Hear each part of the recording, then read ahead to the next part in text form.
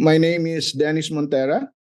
Those who know me as an artist refer to me by my pseudonym, Sio, or a derivation of the name Dionisio or Densho. It's actually from the Greek word Dionysus, the god of wine, I guess. It is also a vernacular equivalent of the Western name Dennis. So, to continue, at a young age, I already knew that I wanted to be a visual artist. There was no other course for me except fine arts. And I obtained my Bachelor in Fine Arts degree with a major in painting from the University of the Philippines here in Cebu. My art professor, Mr. Raymond Fernandez, opened the door for me by inviting me to apply as a part-time lecturer in my alma mater. I am thankful to him up to this day because he saw my potential. And I guess it was up to me how to cultivate the opportunity. So I worked hard on my way up to become a full-time instructor until I finished my master's degree from UP Diliman. Along the way, I also earned a doctorate degree from a leading university in Taiwan.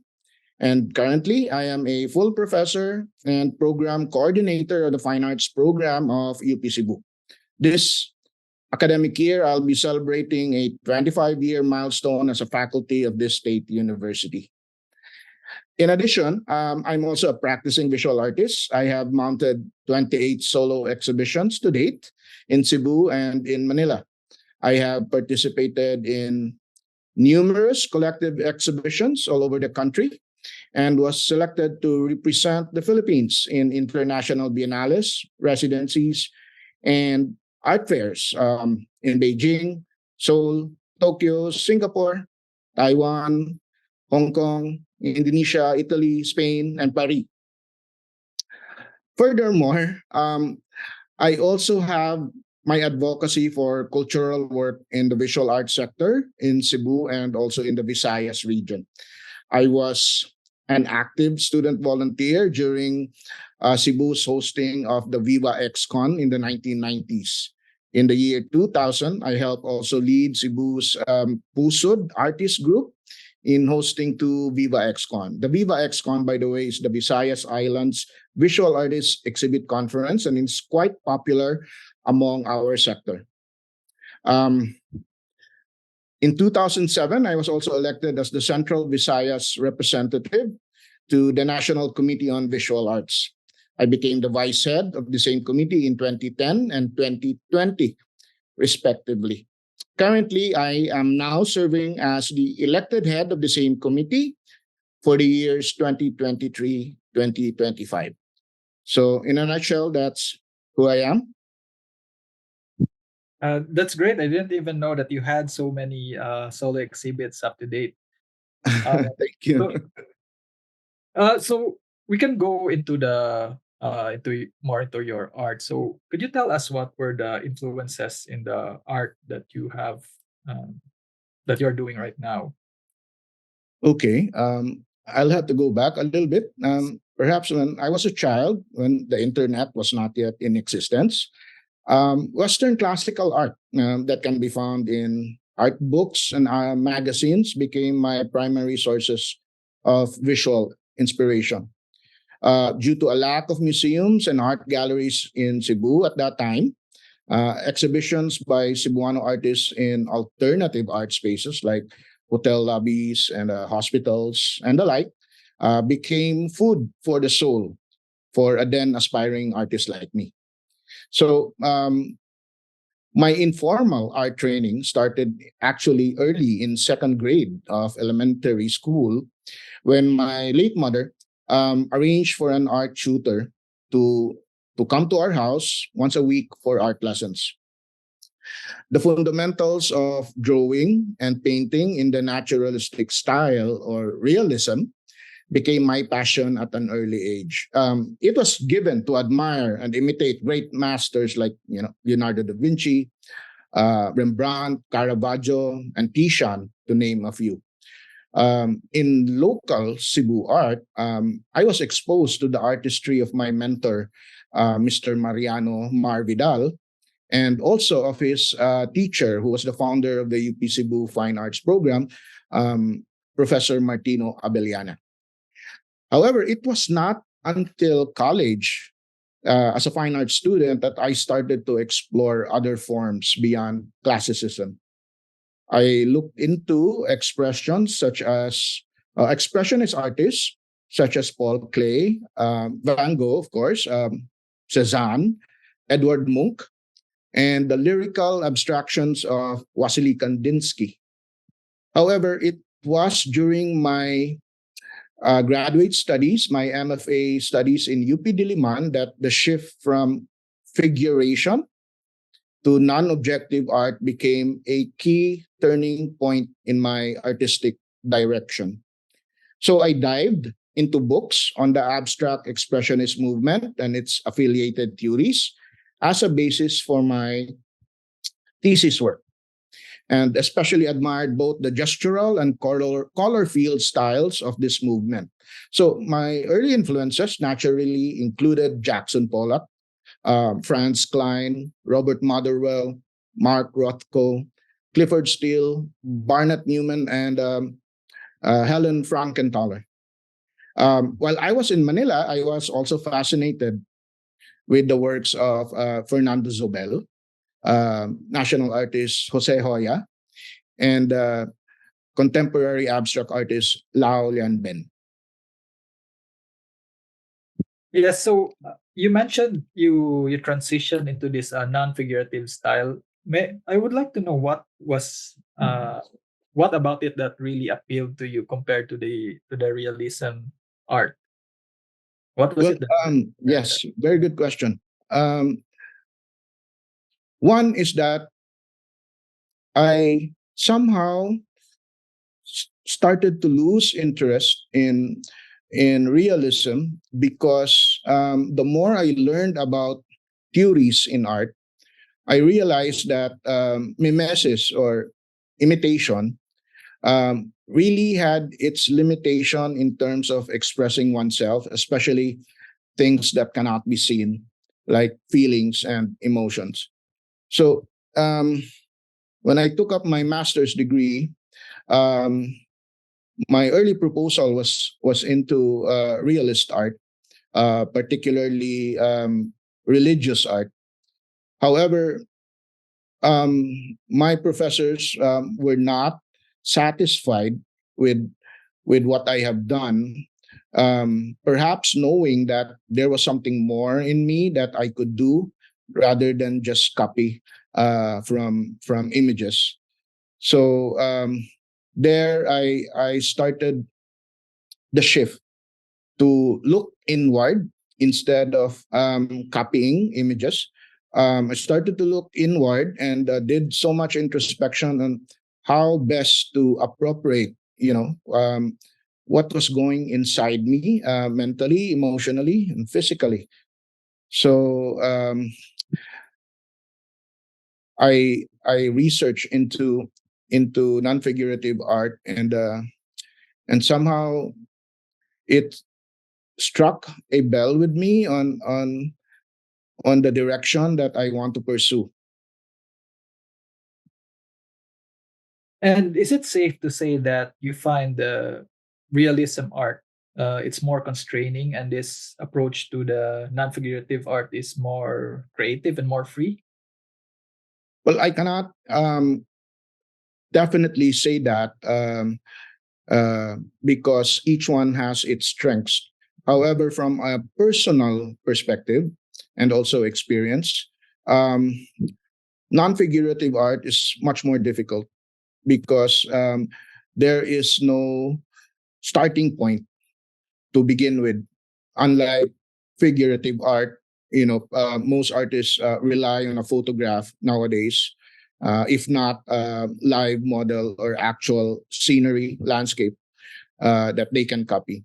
But in non-figurative art, it's quite demanding because you really have to have some form of discipline in it as well.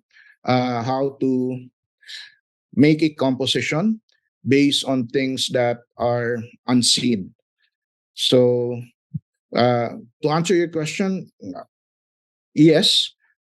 Um, to me personally, my preference has been non-figurative art in comparison to realism. Well, I guess I got tired of it already since I started very early at a young age uh, drawing and copying images, and I wanted to evolve. Yes, I've heard that even other previous great artists also evolved in their art. They changed their preference in terms of the art style. And so I want to ask you. I know this is quite a cliche question, but what is art to you personally? Oh, um, well, let me begin by stating an academic answer. As an art professor, art can mean to be different things or objects to different people at different periods in time. In an early literature on the story of art, the historian E.H. Gombrich stated that there was no such thing as art, but only artists. By this, he meant anything created in early civilizations that are widely regarded now as art, such as the Paleolithic cave paintings, the Egyptian pyramids, the Greek classical sculptures and their temples, were all done with skill and knowledge as a result of constant practice. So this implied that artists honed their craft and learned to replicate their output skillfully. However, in our lifetime, art now is seen as objects or experiences that can be viewed, appreciated, collected, and even shared. So, personally, art is something that we do. It is a personal expression of our thoughts, emotions, desires, and intuitions. Art also provides an insight on how we experience the world as an extension of our unique identity or personality.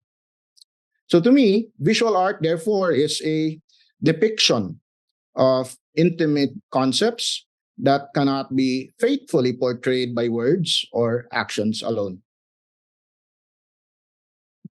Well, that's a quite a description for the art.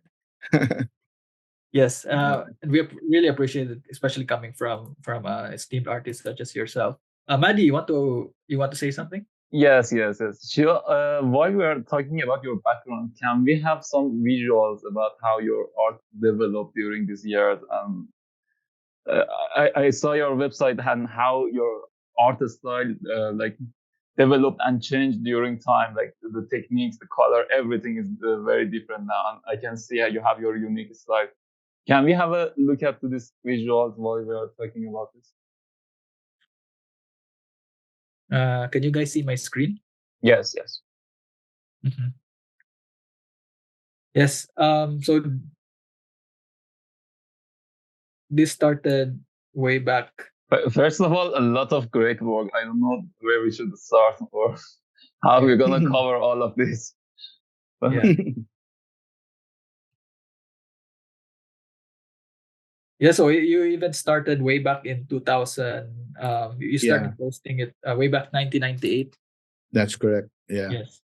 So this was the initial. So I guess in here you already started to transition to the non-figurative art. that's correct. Uh-huh. Yeah. Oh, sadly, the website's not updated. A lot of my works are now in Instagram, but yeah, I'm still lagging behind in terms of updating my website actually. Yes. But yes, yeah, you can see the evolution from the 1990s up to the 2014, I guess. Yes. Uh-huh. So these were already having solo exhibits during that time. Yes. Most of the time, I do have solo exhibits. So what's your process? Like how this artwork starts? What's clicked in your mind that I want to do this art piece? Yes. Oh, yeah, that's a very good question. my process is largely unpremeditated. That means there is no um, preconceived plan or projected outcome of what the results will be. A lot of it is based on intuition and also depending on my state of being at the moment when I am in the studio and do my work. Um, I often try to critique myself why I don't have a singular abstract style compared to most artists around. And I argue that, every time I'm in the studio, my mood is different. And the surrounding contextual factors also are considered, whether, I'm happy or sad or coming off from a um, significant experience. So I use that as a basis on how the interplay of medium and then also technique will arrive at a certain form. So these works, for example, were done in the during the lockdown. So a lot of uncertainty, confusion, is manifested in these works. So I guess the answer to that is I largely play on what I am feeling at the moment, and then I try to release that, perhaps in a very therapeutic form through my actions in the painting, because I do have works that are also very serene, if not very minimal as well. Again, depending on my mood and current situation. Mhm. Yeah, I've seen your work in the Cube Gallery, and I have to say I really loved it. And beforehand, I also seen your work somewhere. I guess it was in an online publishing. And one thing that I really like is that somehow I can connect with this because I can sense that it has some hints of Filipino about it. I can't like I guess it's the way you do the abstract because it's something that I can see in every day, you know. Like I'm not sure if this was done intentionally, but for some, I guess you can see this like in a wall in the street or or like in the concrete fences that we see these unfinished paints that we see in public. So I guess there's something about it that I Mhm. really like somehow that I can connect. So I want to ask you, was that also part of the process, or was that something that unconsciously just came out, I guess, in your work? Well, yeah, very good question. It does have some logical connection to me. I lived in Taipei for 5 years, and then far from my studio, I did not have my usual tools and space to work around with. So I had to reinvent my style and seek an inspiration in the place I was living in at the moment in Taiwan, and all around me, there were old buildings and old temples, and Taiwan is very rich in its culture and history, and a lot of their um, alleys and um, temples that were left by the Dutch as well as the Chinese, had all these peeling off paints, and then I tried to manipulate that in as a technique. And then when I came back to Cebu after my studies, I incorporated that with the style that I already had previously, and somehow it was also appreciated, and I'm thankful because symbolically, it also reveals the histories of the underpainting. when you do your process of layering, it reveals, the first layer, the second layer, especially when you excoriate, the top layers to reveal what is underneath. So it's a lot of symbolism going on in the peeling of paints, and it's also very, let's say, common that you can see that in old houses. When paint started to peel off, especially it's worn out by the weather alone. Mhm. Do you also get that feedback from other people, that emotional connection to your artwork, even people from Taiwan and from other countries? Yeah, surprisingly, I do not think about it when I make my work, Mhm. because it is I who should first fall in love with my art.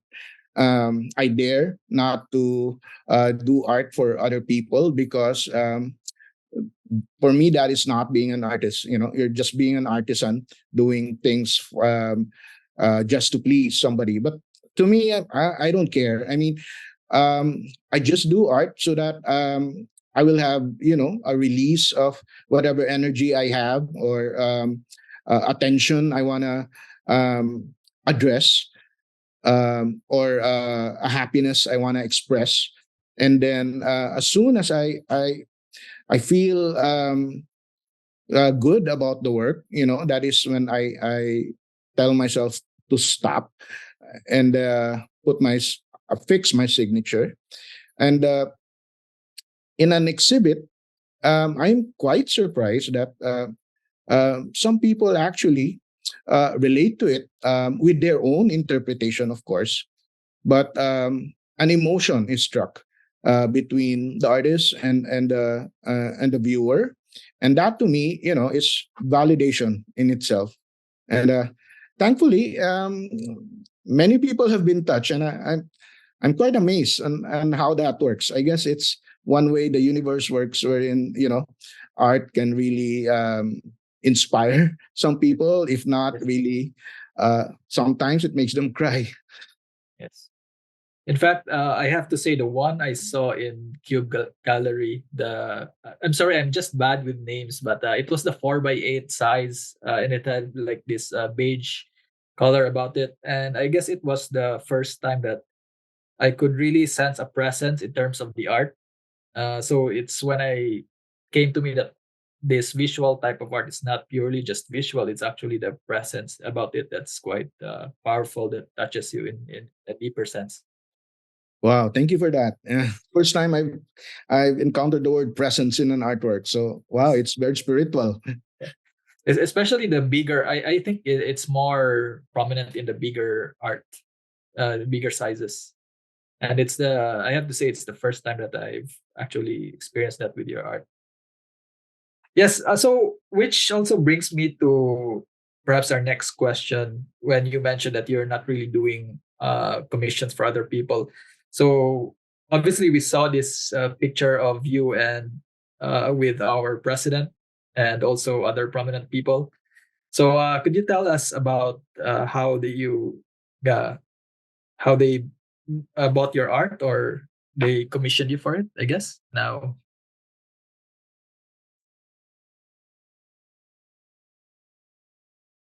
Okay, so we can start with this one. So this is Maddie. This is the current president of the Philippines. Yeah, Yes, along with the Amazing. governor of Yeah. Cebu City. yeah, Yes. yeah, yeah. That's yeah. I share that because these two pieces are currently in the home of the tourism secretary, Okay. the girl holding Yes, this the one. child in her lap. Yes. Okay, Christina Frasco, and she is an avid collector, and I'm very thankful for her patronage. And um, these two pieces actually are quite historical. This is where the governor of Cebu also raised the hand of then candidate Marcos, together with his running mate, Sara Duterte. And when they announced that they were running for the elections as a tandem, and in that photo, it was the same paintings in the background. So a lot of my friends were asking, "Is that your work?" And then when they zoomed in, they can see my signature, the Sio, on the lower right corner. So I guess it is one of those validation that I can share to the public, that the works were able to strike a connection with the with the collector, and then and that he has gained some traction because it's always in the background of prominent people, politicians, and it's quite amazing to see that it has come to that, and I just appreciate the continued patronage on the works that I have created, even though I did not create that for them. It was just on exhibit at Cube Gallery, and I didn't even know it was there until my friends tagged me, that asking me if these were my artworks. So I was glad to share it, and just for being proud, it's there. So this was last year, I guess. I think it's 2021. 2020. Yeah. Yeah. The photo is just this year, but the Okay. paintings were acquired in 2021. Yes. And so for our viewers who are not so familiar with the Philippines, this, if you can see my mouse, this is our current president, Marcos, and this is the tourism secretary, and this is the current governor of Cebu. Yes. I think that was a shocking moment, Sio, that you suddenly saw your work in the background of your president without even knowing that they have this art. I was quite surprised as well, but since your friends asked you a question if these were mine, well, definitely I had to tell them yes, they are. So it just came with a photo of the leading politicians in the country. And Amazing. so this is also one of our politicians, and she's also a former celebrity. So perhaps you could also tell us about this art. Yes. Yeah. The title of the piece is "How Long Does This Dream Last?" And this was part of a group exhibit celebrating the anniversary of a gallery that represents me, Renaissance Gallery, and then Richard Gomez, the current um, member of Congress.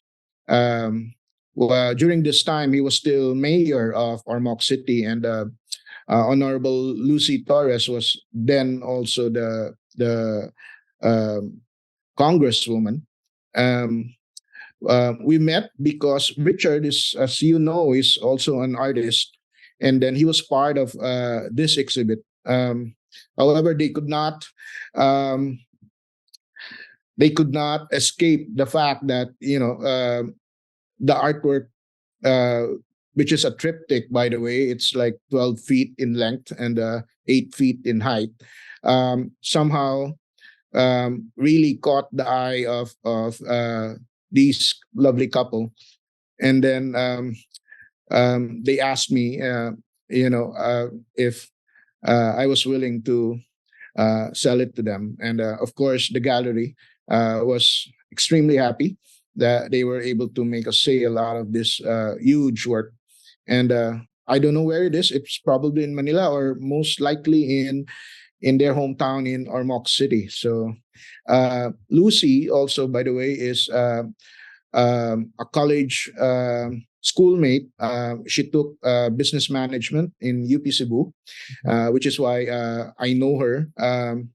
Not closely, but at least as somebody that I went to school with. And when she saw that I was the one who made it, one thing led to another until she kept insisting that she has to have the work.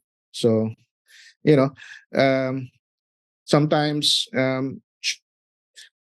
college buddies, college friends can end up collecting your pieces. So nice. Yeah, I have to say, when I first read this title, I thought you were referring to the dream of meeting Lucy Torres in person. I guess the title alone struck a nerve with Lucy also. I mean, whatever her interpretation of how long does this dream last, well, Yes. I can only surmise, but I'm sure it has a lot of meaning for her. Is she also an art collector, avid art collector? Yes, she is. They have an art museum in Ormoc City, and aside from their personal collection, which is at their private home. Mhm. I see. So we want to ask you, Sio, is there other art that you want to share with us that you want to discuss more? Your perhaps your favorite art among all your these amazing things that you did. I have two actually. I don't know if I can share screen. Yes. Okay. Can you see it now? Yes. Yes. Yeah. Yeah. Um, I wanted to talk about this piece. It's called Penitentia. In Filipino. In English, it's penitence. It is something that Roman Catholics would often do when they have penance during the Holy Week. Um, this is significant to me because this was the piece that marked my turning point into abstraction. So my professor in my graduate school, Professor Nestor Vinluan, opened doors for me when he endorsed my thesis exhibition to the CCP. So this particular work was exhibited at the Cultural Center of the Philippines, and it's about 80 feet long, composed of 20 panels of 4 by 8 um, canvases. And then, as you can see, it's white to gray and to black, uh, depicting my journey as an individual and how I try to wrestle with inner demons in the hope of becoming better. So my thesis exhibit at that time was really now something very personal, more like a prayer that had something to do with who I want to become. And representation or realism somehow was no longer uh, the the depiction that can fully express how and what I was feeling at that time. So, in foresight, I guess this large piece for my thesis I created for myself. It was not even created to sell because it was an academic work. But it did open doors for me, thankfully, with my professor. This exhibit also led uh, to other galleries inviting me for a solo show. So this was completed in 8 months during my final year as a graduate student, taking my MFA. And and once it was set up at the Cultural Center of the Philippines, I invited my parents all the way from Cebu, and then also um, requested that the work be brought home as well after my show. So can I show another photo? Yes, of course. Yes. Yeah, this is a photo. Um, this was way back in 2004. The highest megapixel for a digital camera at that time was only 3 megapixel. So you can see it's very grainy. But that's me with my mother in front of me and my father beside me, and some of their friends who came along.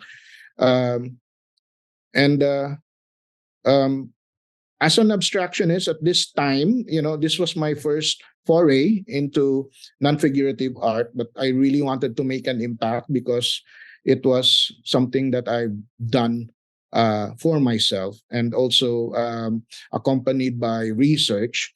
I also explored different medium.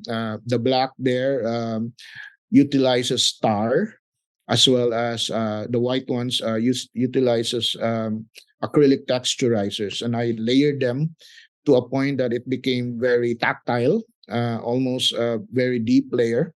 And I focus on studying figure ground relationships that also connected to symbolisms, in terms of, one spirituality, religiosity, and just trying to become a better person. So in a way, all these 20 panels were very therapeutic, and something that I wanted to change as a person in my lifestyle, and just become better as someone. So this work was truly significant. However, if I may, there's also another work that I currently have, which Yes. is similarly relevant. So, Mhm. if I may, Yes. So did people also get that spiritual experience based from your how you wanted to portray that painting as well? Did you get that feedback from people? yes, that's correct. Especially because the work um, goes back to the basics. As an artist, you're trained in art school to experiment on color and to be really expressive. And somehow I just went back to the basics, black and white, and then just focused on pure elements, texture, lines, um, so that the feeling of being someone doing penance, okay, after after a young life that had no direction at all, and suddenly I turned back to my God, became crucial for me in making that work. Fast forward to Yes. 2017 is this work. Can you see it now? Yes.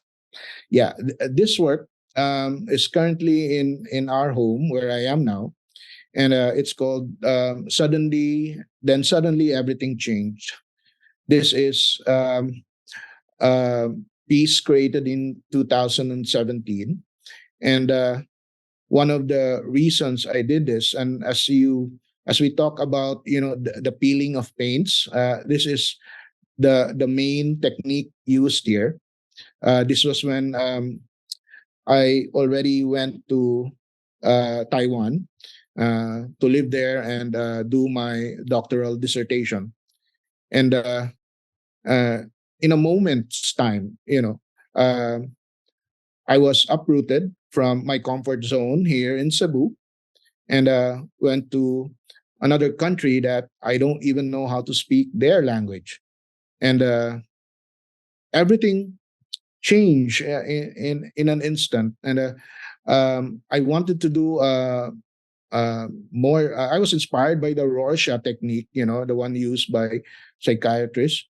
But this time, I did not mimic the left to the right, but rather change the patterns. There are still some similarities between the left and the right, but the peeling off paints would reflect the situation I was in. In the early years, I was in another country, an Oriental country. Um, at this point, also, this was created 2 years after I went to uh, to my PhD schooling, and then came back after 2 years to paint this here in Cebu because I did not have space there. However, I wanted to immortalize what I was feeling. Not did I know that the title would still be relevant in 2020 when the pandemic struck, that suddenly everything changed. So I guess this is very meaningful to me because the the artwork does not just speak of something uh, of an experience that it was created for, but it also jumped timelines. During the pandemic when we were all in a lockdown situation, and everything just changed after that. So um, this is the reason why it is in our living room, and it reminds me that one day we are here, and one day we are no longer here as well. So it keeps me grounded. Absolutely amazing. You know, one great thing about abstract is that every person can have their own vision about the artist. Like I get that a lot. Like how you can uh, imagine what's in your head, but you see it on the board on the art. And one Yeah, other that's thing true. that I really liked about your work is that you get the feeling of aging. It's not like something that been happened during months. It's like some artists that happen during like years, and over time, it's time remove these parts from the surface and make this part the way it is. So constantly, you get the feeling of this is something like happened uh, during a long period of time, not something that suddenly. Correct. It's, it's like a time continuum of sorts, that it passes through different timelines, and it's still relevant depending on your interpretation. Yes, exactly. And perhaps I would like to know on your part, since I think your art can easily capture the emotions of people, which is in I think it's quite rare in abstract art. But how do you do that though? Like, I'm just curious how you go about it. Is it you try to capture your emotion as an artist first, and then hopefully the viewers can project that same emotion, or you think it is just purely by chance that they're able to connect with it?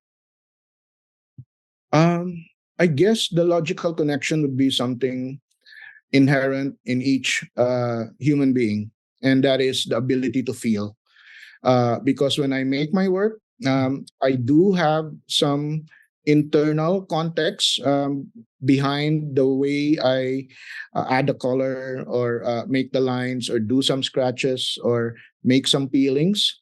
Um, it's because of the universality of people who can really transcend, things that are unseen. Okay, the abstract nature of feeling alive um, is definitely present in my works, and that is something that I am thankful for.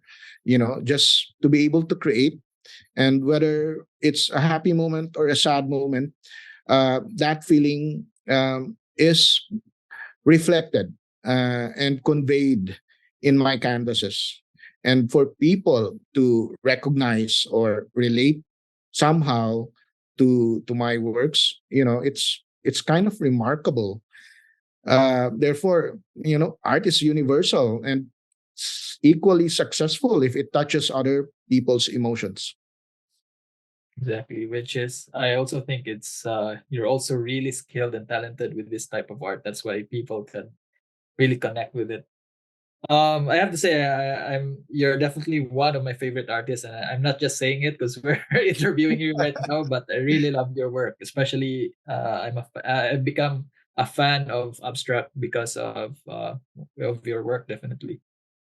And so we Thank you. want to yes, and we want to move on to the final question, which is Maddie's favorite question. Yeah, You here are is a bit different, but Sio, yes. if you want to give an advice to the younger artists that want to start their own career, what it would be, how they should pursue this dream. Well, yeah, I would be honored to answer that. I've been a teacher for 25 years now. So that is part of my mission, trying to wear different hats, not just a painter, but I am also, as you've known already, I also do cultural work, and I teach full time.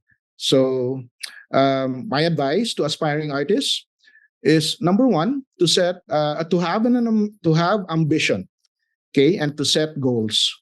um, Young artists must have the mindset to become better and become who they want to be in the long run. Second is finding the motivation in life that keep them going, including the mundane and little things that um, make you feel alive. Third is the belief in oneself. This is the most important for having an ambition. The belief in oneself relates to having the confidence to become a great artist one day, and not just a good one, but to become a great one. Um, my second advice would be to improve one's skill constantly, and by doing so, young aspiring artists are able to create a niche. So constantly practice, learn new things, as well as unlearn to be able to improve one's abilities. I also teach my students to survey and gauge um, one's artistic capacities in the cycle of art in the local, national, and international art scene. So this means that, a young aspiring artist should know where they stand in the current milieu, and separate themselves or their identity by creating a visual language that is truly their own. So creating a niche, improving one's skill are tied up together. That is my second advice. My third advice is quite common, but it's definitely necessary, and it has worked for me. Young artists must have the discipline and also perseverance. Um, they need to set professional working conditions to produce quality work. For example, the number of hours spent working on your craft needs to be addressed. There is a saying that if at least you can put in 10,000 hours in your work, then you will become good at it. Okay. In relation, young artists should have a no compromise frame of mind with regards to the quality of the work, and making sure that it is you who will love the work first before anybody else. And I mentioned that earlier.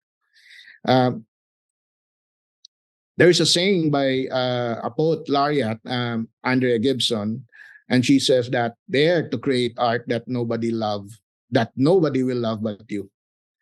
So, in addition, an artist must also persevere, because achieving success in an art career is not a short race, but rather a long journey.